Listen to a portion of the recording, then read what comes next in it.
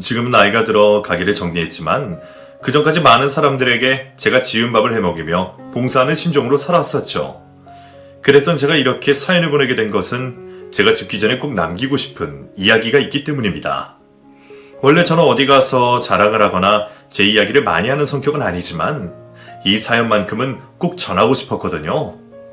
그럼 이 나이에 제게 뒤늦게 찾아온 행복을 여러분들과 나누고자 사연을 시작해보도록 하겠습니다. 젊은 시절 저와 남편은 넉넉하지는 않지만 금슬 좋은 부부로 둘이서 열심히 살아가곤 했었습니다.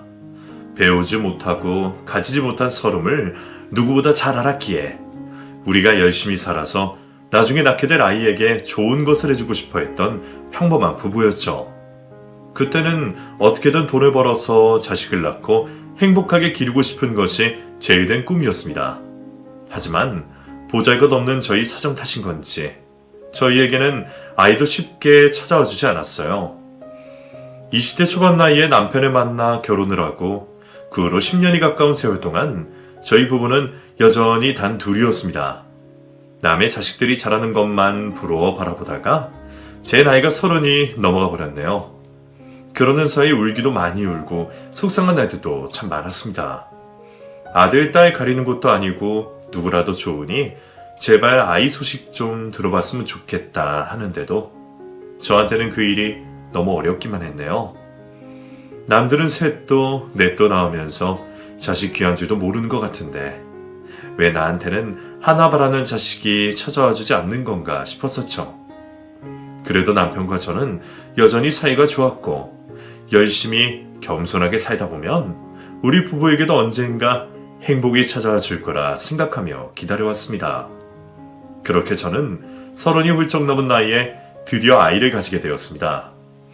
제발 죽기 전에 아이 한 번만 보게 해달라고 매일 물 떠놓고 치성을 드린 탓인지 더 늦기 전에 좋은 소식을 듣게 되었죠. 요즘이야 30 넘어 결혼하는 사람들이 더 많으니 30 넘었다고 임신을 못할 것도 없지만 그때만 해도 30이 넘으면 노산이라고 다들 위험하다 말릴 정도였어요. 저 역시도 늦은 임신에 몸 걱정이 우선이었죠. 그래도 저는 늦게 찾아와준 아이가 감사하여 제 몸 같은 건 걱정도 하지 않았습니다. 그렇게 출산 날까지 남편과 매일 기도 올리며 아이를 기다리고 있었죠. 다행히도 늦게 보내주셔서 선심을 써주신 것인지 저는 건강하게 떡두꺼비 같은 아들을 낳았고 그날은 제 인생에서 가장 복되고 귀한 날이었습니다. 아이도 못 보고 죽을 줄 알았던 저한테 더 없는 행운이 찾아온 날이었죠. 그렇게 누구보다 귀한 아이를 낳은 저와 남편은 세상 모든 것이 부럽지 않을 만큼 행복했습니다. 그 조그마한 것을 쳐다보고 있을 때면 얼마나 즐겁고 기쁜지 그때의 감정은 지금껏 다시 느껴본 적이 없을 정도이네요. 이 아이가 나중에 뭐가 될지 자라면서 어떤 기쁨을 가져다 줄지 저희 부부는 기대를 할 수밖에 없었습니다. 물론 자식 덕분에 팔자를 펴보겠다 호강 누리겠다 그런 생각을 가졌던 건 아니었어요. 그냥 더도 말고 덜도 말고 건강하게만 자라기를 바랄 뿐이었죠. 어렵게 얻은 귀한 자식이 우리보다는 나은 삶을 살기를 바라면서 저희는 그 아이를 위해 살아갔습니다. 아이를 기다리던 10년 사이 저희 부부도 이전보다는 나아진 삶을 살고 있었고 남편과 저는 함께 가게를 꾸리며 아들이 키워갔습니다. 당시 동네 어귀에서 작은 구멍가게를 운영했던 남편과 저는 열심히 일한 덕분인지 아들 하나 기르기에는 크게 어려움이 없었고 잘 먹이고 입히며 외동아들을 애지중지 키웠습니다. 너무 오냐오냐 키워도 안 된다고들 하지만 저희 아들은 오냐오냐 해도 걱정이 없는 아이였어요. 어찌나 순하고 착한지 그 어린 나이부터 부모 말이라면 잘 따르고 잘 듣던 아들이었거든요. 안 그래도 자식 앞에 팔불치를 않았는데 그런 아들이라면 얼마나 더 예쁘겠나요? 덕분에 저는 아들 이야기라면 자다가 벌떡 일어날 정도로 아들 바보가 되었습니다. 남편 역시 저 못지않은 자식바라기였죠. 우리는 가난한 형편에서 못 누리고 살아봤지만 나는 못 먹고 못 입어도 우리 아들한테는 좋은 것 해주려고 참 많이 애쓰며 살던 저희 부부였습니다. 정말 눈에 넣어도 안 아플 아들이었고 제 목숨보다 귀한 자식이었습니다. 그냥 잠들어 있는 아이 얼굴만 바라봐도 행복한 시절이었죠.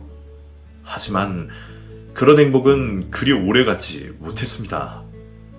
지금도 그때의 일을 다시 떠올리려니 너무 고통스럽고 버겁지만 어쩔 수 없이 설명을 해야만 하겠죠. 그날의 그 일은 눈 깜짝할 새에 벌어진 일이었습니다. 당시만 해도 학교에 들어가기 전 어린 아이들은 동네 뛰어다니며 놀고 집에서 돌보던 시절이었죠. 그렇다고 일하는 부모가 집에 아이만 두고 나올 수도 없으니 저도 어린 아들을 가게에 데리고 나와 돌보곤 했습니다. 구멍가게를 하다 보니 가게 앞 평상은 아이들과 동네 사람들의 사랑방이 되었고 거기서 혼자 아들이 놀고 있으면 동네 아이들이 하나 둘 나와 다 같이 어울려 놀곤 했어요. 그런데 그날은 어쩐 일인지 동네 사람도 별로 없고 저희 아이 혼자 가게 앞에서 놀고 있었죠. 저는 가게에서 손님을 맞으며 가끔씩 아이가 잘 노는지 곁눈질로 지켜보곤 했습니다. 제 눈에는 아직 어리기는 하지만 내년이면 곧 학교 들어갈 나이였다 보니 저도 예전처럼 크게 걱정을 하진 않았어요. 앞에서 여느 때처럼 잘 놀고 있을 거라 생각하고 있었죠. 그런데 그때 가게 앞에서 웬 굉음이 들렸고 놀라서 가게 밖으로 뛰쳐나간 저는 감쪽같이 사라진 저희 아들을 확인하게 되었습니다. 방금 전까지 이 앞에서 잘 놀던 애가 갑자기 어디로 사라진 건지 저는 알 수 없었어요. 그런데 그때 동네 사람들 몇몇이 소리를 지르며 저를 트럭 앞으로 끌고 갔습니다. 그리고 저는 트럭에 치여 미동 없이 쓰러진 제 아들을 발견하게 되었죠. 그 후로 병원까지 어떻게 갔는지는 도저히 기억이 나질 않습니다. 동네 사람들이 구급차를 불러주어 타고 가면서도 저는 내내 아들 손만 붙잡고 있었거든요. 밖으로 일을 보러 갔었던 남편은 소식을 듣고 뒤늦게 병원으로 달려왔고 저와 남편은 아들의 수술방 앞에서 하염없이 눈물만 흘릴 수밖에 없었습니다. 긴 수술을 받고 아이는 호흡기까지 달고 나왔지만 결국 다시 일어나지는 못했어요. 일주일 만에 아들은 결국 세상을 떠났고 저희 부부는 아들의 7살 생일을 얼마 남겨두지 못하고 아이의 장례를 치러야만 했습니다. 부모 이르면 고아, 남편 이르면 과부라며 부를 말이 있다는데 자식 이름 부모를 부르는 말은 없다더군요. 그게 무슨 말이었는지 저도 제 자식을 잃고서야 뼈저리게 느낄 수 있었습니다. 어린 자식을 먼저 보내는 부모의 심정이라는 건 절대로 겪어보지 않고서는 모르는 일이거든요. 장례를 치른다는 것조차도 죄스럽고 받아들여지지 않고서 웃고 있는 아이의 영정사진을 쳐다보지도 못했으니 말입니다. 원래 곡소리 나는 게 장례식이라 하지만 그때는 곡소리가 아니라 정말 제 숨통이 끊어지는 듯 고통스러웠습니다. 남편과 저는 조문객에게 제대로 인사할 겨를도 없이 바닥을 뒹굴며 아이 잃은 슬픔을 감당할 수밖에 없었습니다. 늘 위안이 되고 서로를 챙겨주었던 저희 부부였음에도 그때는 누가 하나 먼저 선뜻 위로를 할 수도 없었죠. 저는 아이가 죽은 게 모두 제 탓이라며 자책을 하고 있었습니다. 착한 남편은 제 잘못이 아니라고 했지만 속으로 원망을 했을지도 모르죠. 그날 아이와 함께 있던 것은 저였기에 아이의 사고와 죽음 역시 제 잘못일 수밖에 없었어요. 내가 한눈을 팔지 않았더라면, 아이를 잘 챙겼더라면 그런 일이 없을 텐데 하는 생각에 저는 누구보다 제 스스로를 원망할 수밖에 없었습니다. 트럭 기사는 자기도 실수였다며 억울해했지만 결국 재판을 받고 실형을 받게 되었습니다. 하지만 그 사람이 죗값을 치른다 한들 아이가 살아 돌아올 수도 없기에 저희에게는 큰 위안이 되지 않았어요. 차라리 그 사람이 죽고 우리 아들이 살아 돌아오기를 바라기도 했었죠. 하지만 그것도 다 의미 없는 원망이었고 그 후로 남편과 저는 무척 힘든 하루하루를 보내야 했습니다. 도저히 살아갈 힘이 나지 않아 가게 문은 닫아버렸고 집안에 틀어박혀 하루 종일 아들을 그리워만 하고 있었어요. 저희들은 아이가 가지고 놀던 장난감이며 옷가지들을 끌어안고 매일 아들을 떠올리는 곳으로 하루를 보내곤 했습니다. 밥은 들어가지 않았고 먹을 생각도 없었어요. 남편이나 저나 누구 하나라도 정신을 차리고 힘을 내야 했지만 둘 다 자식을 잃은 부모였기에 누구도 제정신일 수가 없었네요. 그렇게 남편은 안방에, 저는 아이 방에 서로 문을 닫고 벽을 보며 아이의 죽음을 애통해하고 있었습니다.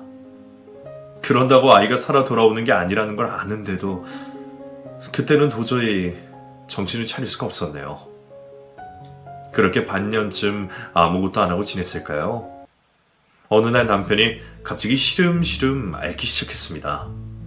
처음에는 워낙 건강을 살피지 못한 탓이라 생각해 별것 아닐 줄 알았는데 남편이 피를 토하는 걸 보고 예산 일이 아니라 생각했어요.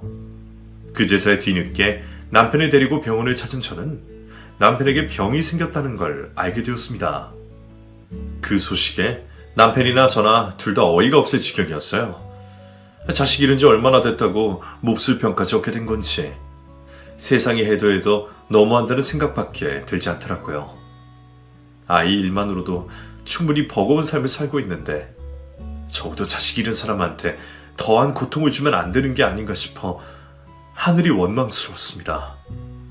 그리고 그제서야 저는 제가 남편에게 소홀했다는 걸 깨달았습니다. 힘들다고 남편을 방치했던 탓에 이제는 남편마저 앗아가시는구나 싶었죠. 하지만 그런 제 속을 아는지 모르는지 정작 남편은 마음이 편안해 보였습니다. 아들이 죽고 난 뒤로는 늘 죽지 못해 산다던 남편이었으니 어쩌면 죽음을 코앞에 둔 지금이 더 속이 편할지도 모르는 일이었어요. 그래서인지 남편을 살겠다고 아등바등하지 않았습니다. 그런 남편마저 떠나보내지 못할 것 같던 저만 매일 남편의 숨을 확인하며 안달이었죠. 저는 남편마저 잃을 수 없다는 생각에 지극정성으로 남편을 간병했습니다. 평생 가족들 위해서 고생만 했던 그 사람 인생이 불쌍해서라도 차마 그렇게는 보낼 수 없다 생각했거든요. 하지만 남편은 이미 몸과 마음이 많이 약해져 있었고 젊은 나이에 찾아온 병은 걷잡을 수 없이 진행되었습니다. 결국 남편은 병을 얻은 지 2년 만에 제 곁을 떠나고 말았어요. 저는 자식 잃은 것으로도 모자라 과부까지 되어야 했죠. 3년도 채 못 되어 아들과 남편을 나란히 떠나보낸 저는 절망적이었습니다. 마음 같아서는 나도 확 강에 뛰어들고 싶은 심정이었어요. 이럴 거면 남편보다 나를 먼저 데려가시지, 나를 뭐하러 살려두셨을지 하늘이 야속했습니다. 어쩌면 제가 남아서 해야 할 일이 있을까 싶은 생각을 했지만 그게 큰 희망이 되지 못했네요. 차라리 남편처럼 병이라도 걸렸으면 하고 바랬지만 아직은 제가 떠날 시기가 아닌지 신께서는 제가 그냥 누워있게 두고 보지 못하시더라고요. 살아있으려면 돈을 벌어야 했고 어떻게든 먹고 살아야 했기에 그 후로 저는 살기 위해 식당을 차리게 되었습니다.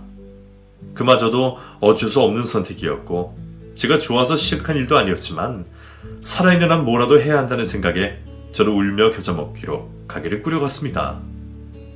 큰 돈을 벌겠다는 생각도 아니었기에 언젠가 남편과 아들 곁으로 떠날 날을 생각하며 큰 욕심 없이 살겠다고 다짐했죠. 그러던 어느 날 뜻밖의 손님 하나가 제 가게를 찾아와 주었습니다. 이제 중학생 정도 되었을까? 한눈에 보기에도 어려 보이는 웬 아이가 허름한 차림으로 쭈뼛대며 가게 안으로 들어오더라고요. 혼자 밥이라도 먹으러 왔을까 싶어서 자리에 앉히려는데 아이가 자리에는 앉지 않고 뭔가 할 말이 있는 듯 한참 뜸을 들이는 겁니다. 그게 아니라, 밥 먹으러 온 것 아니야? 그럼 무슨 일이니? 그게 밖에 사람 구한다고 써있는 걸 봤는데요. 저 일을 하고 싶어서요. 일을 한다고? 네가? 갑작스럽게 찾아온 그 아이는 제게 일을 하게 해달라며 말을 해왔습니다. 한창 집에서 귀여움 떨면서 부모님에게 사랑받고 자랄 아이가 왜 식당에서 설거지를 하겠다고 하는 건지 저는 이해가 되지 않았어요. 벌써 수년째 식당을 운영하면서도 이렇게 어린아이가 찾아온 건 처음이었기에 저는 당황스러웠습니다. 하지만 쭈뼛대면서도 일을 하겠다는 그 아이의 말을 그냥 무시할 수만은 없었던 저는 우선 아이를 가게로 들여 자초지종을 묻기로 했습니다. 근데 뭘 물어보기에도 미안할 정도로 그 아이의 행색은 초라하기 그지없었어요. 옷은 대체 언제 빨았는지 모를 정도로 쿰쿰하고 낡았고 한창 자랄 나이의 아이라고 하기에는 앙상하니 말라 보였죠. 대충 보기에도 애가 잘 먹고 다니는 것 같지는 않다 싶은 생각에 저는 일자리를 달라는 그 아이에게 우선 밥을 차려줄 수밖에 없었습니다. 우선 들어와. 와서 밥부터 먹고 얘기하자. 예? 괜찮은데. 저 밥 안 먹어도 괜찮아요. 배불러요. 아줌마가 주는 거니까 그냥 먹어. 일하려고 왔는데 가게 밥맛 정도는 알아야 하지 않겠어? 저 돈 없는데요. 밥을 먼저 먹고 얘기하자는 말에 당황하던 아이는 결국 돈이 없다는 이야기를 뱉었습니다. 그 얘기를 듣자 저는 예상대로 아이에게 뭔가 말 못할 사정이 있다는 걸 깨달을 수밖에 없었죠.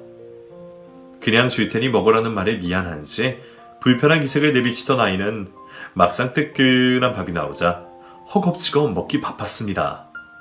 얼마나 잘 먹는지 고봉밥을 순식간에 비우고도 2그릇을 연달아 더 먹어 치울 정도였죠. 한창 식사 시간이 지났을 시간이라 손님도 없이 텅 빈 가게 안에서 한참 동안 그 아이 먹는 소리만 들렸습니다. 얼마나 배가 고팠으면 처음 보는 내 앞에서 이렇게 잘 먹을 수 있는지. 저는 밥도 제대로 먹지 못하고 일자리를 찾아다녔을 그 아이가 신경 쓰일 수밖에 없었어요. 그렇게 한참 걸려 식탁을 싹 비운 아이를 본 저는 그제서야 아이에게 사정을 물을 수 있었습니다. 이제 배는 불러? 뭐 좀 더 줄까? 아니요. 배불러요 이제. 잘 먹었습니다. 그래, 잘 먹었으니 됐다. 그럼 이제 네 얘기 좀 해보자. 너 혹시 집이 없니? 가출한 거야? 그래서 일자리 구하려고 그래? 가출은 맞는데 저 비행 청소년 그런 거 아니에요. 그냥 사정이 있어서 그랬어요. 그래, 그러니까 그 사정이 뭔지 아줌마가 좀 알아야지. 아줌마도 장사하는 사람인데 아무나 데려다가 일 시킬 수는 없잖아. 무슨 사정이길래 집을 나왔어? 네가 아직 어려서 뭘 모르나 본데 너 그러고 다니면 부모님 속은 어떻겠니? 부모님이 얼마나 걱정하실지 생각해 봤어? 부모님이 걱정하실 거라며 나무라는 제 말에 아이는 갑자기 버럭 화를 냈습니다. 그런 거 없어요. 나 걱정할 사람 없다고요. 뭐? 그런 말이 어디 있어. 부모님이 계시다면서 왜 걱정을 안 하셔? 아무것도 모르면서 그렇게 말하지 마세요. 부모라고 다 자식 걱정하며 사는 줄 알아요? 자기 자식인데도 내팽개치고 나몰라라 방치하는 부모님도 많다고요. 나도 오죽하면 집을 나갔겠어요.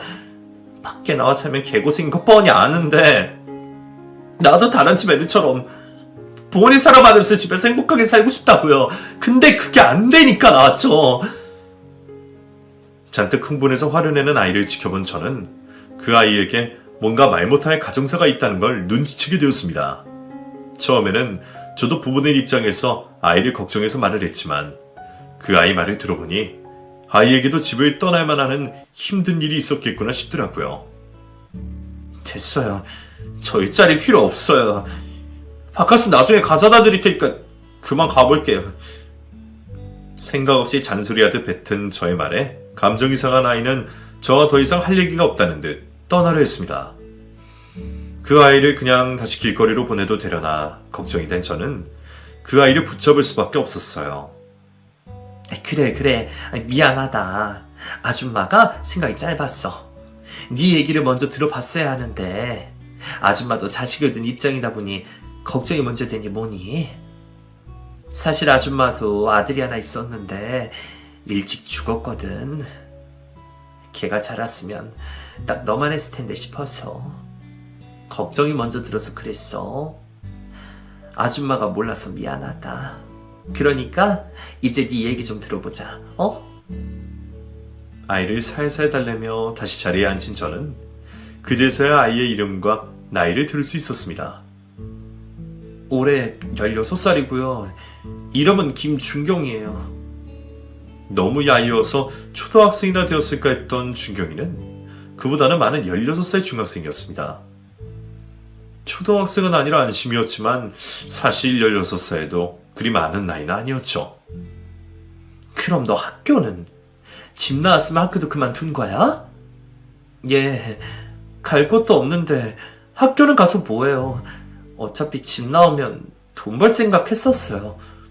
근데 가출했다고 하니까 아무도 일자리를 안 줘서 몇 날 며칠 굶었어요. 그렇다고 여태 굶었어? 그렇다고 도둑질 할 수도 없잖아요. 아무도 안 도와주는데 어떡해요.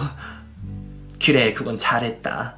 그럼 이제 왜 가출했는지라도 설명해봐. 그래야 아줌마도 너를 이해해주지. 이렇게 날 써서 화만 낸다고 어른들이 네 사정을 알아주겠니? 그렇게 그 아이의 사정을 듣게 된 저는 가엾은 아이의 상황에 더 이상 말을 할 수 없었습니다. 그 아이는 참 불쌍한 아이였어요. 어렸을 적 낳아주신 엄마는 도망가 버렸고 아버지랑 단 둘이 지냈던 아이는 폭력적인 아버지 밑에서 오랫동안 학대를 받았던 듯 했습니다. 걸핏하면 주먹을 휘두르는 아버지를 피해서 이미 가출 전적만 여러 번이었다고 하더라고요. 나도 집 나오고 싶어서 나온 거 아니었어요. 근데 집에 더 있다가는 맞아 죽을 것 같아서 살고 싶어서 나온 거라고요. 아버지라는 사람이 자식을 맨날 두둑겨 패는데 그런 집에서 어떻게 살아요? 준경이는 참다 못해 동네 사람들이며 학교 선생님이며 하다못해 경찰들에게까지 도움을 구해봤지만 어린아이의 구조 요청을 진지하게 들어주는 어른은 아무도 없었답니다. 다들 네가 혼날만 해서 맞았겠지. 네가 아버지를 화나게 했겠지 하며 때린 아버지의 편을 들었다고 했습니다. 결국 아무에게도 도움받지 못했던 준경이는 아버지의 폭력을 참다 못해 가출을 결심할 수밖에 없었고 집을 나와 여태껏 거리를 배회하고 있었다고 했습니다.